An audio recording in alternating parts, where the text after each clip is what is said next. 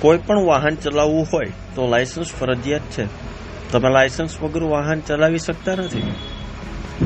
જો તમે driving licence વગર ગાડી ચલાવો છો તે નિયમોની વિરુદ્ધ છે અને તમને દંડ પણ થઈ શકે છે.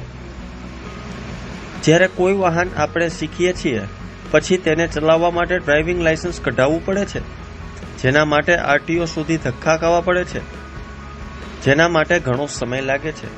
ત્યારે હવે તમે આરટીઓ ગયા વગર ઘરે બેઠી કેવી રીતે ડ્રાઇવિંગ લાયસન્સ માટેની અરજી કરી શકો છો તે જાણીએ. જેના માટે તમને પરિવહનની વેબસાઇટ પર જવાનું રહેશે, જેમાં તમને લાયસન્સનો ઓપ્શન સિલેક્ટ કરીને તમે જે અપડેટ કરવા માંગતા હોય અથવા તો લાયસન્સ કઢાવવા માંગતા હોય તેના માટેની અરજી કરી શકો છો. જો ઓનલાઈન આધાર ઓથેન્ટિકેશન હશે તો તમે તમામ પ્રકારની ઓનલાઈન કરી શકશો. આ ઓનલાઈન પ્રક્રિયા કરો ત્યારે તમને કેટલીક જરૂરિયાત દસ્તાવેજોની પણ સાથે રાખવાના રહેશે, જેમ કે આધાર કાર્ડ, સરનામાના પુરાવો, જન્મ પ્રમાણ, પાસપોર્ટ સાઇઝ ફોટો વગેરે. આ ડોક્યુમેન્ટથી મદદથી તમે ઓનલાઈન અરજી કરી શકો છો.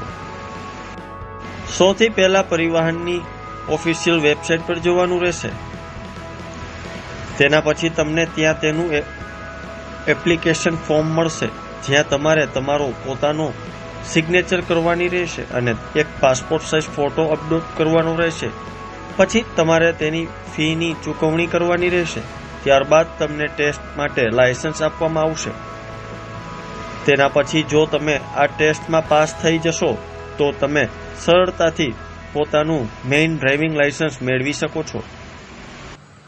આરટીઓ કચેરીની અંદર જો તમારે લાયસન્સની વિગતોને લગતી કોઈ પણ તમારી પ્રક્રિયા કરવી હોય, જેવી કે લાયસન્સનો રિન્યુઅલ છે, એડ્રેસ ચેન્જ છે, નેમ ચેન્જ છે, કે તમારે એની અંદર કોઈ બીજા ક્લાસનો ઉમેરો કરવો હોય, કોઈ ક્લાસનો ઉમેરો કરવો છે, તો એ તમામ પ્રક્રિયા તમે ઘરે બેઠા કરી શકશો છો. આ બધી પ્રક્રિયા જે છે આપણે એને ફેસલેસ પ્રક્રિયા કહીશું.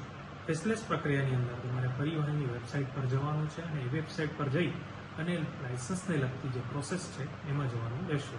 અને ત્યારબાદ તમને જે પણ સર્વિસ મેળવવાની હોય, નેમ ચેન્જ છે, એડ્રેસ ચેન્જ છે, રિન્યુઅલ લાયસન્સ છે, કે તમારે ક્લાસનો ઉમેરો કરવો છે, એ તમે સિલેક્ટ કરી અને તમારું આધાર ઓથેન્ટિકેશન હશે તો એની સાથે આધાર ઓથેન્ટિકેશન કરીને ફેસલેસ સેવાનો તમે લાભ લઈ શકો છો. અને તમામ પ્રક્રિયાની જે પણ ફીઝ હોય એ તમે ઓનલાઈન તમારા જે ડેબિટ કાર્ડ, ક્રેડિટ કાર્ડ કે નેટ બેન્કિંગથી તમે કરી શકો.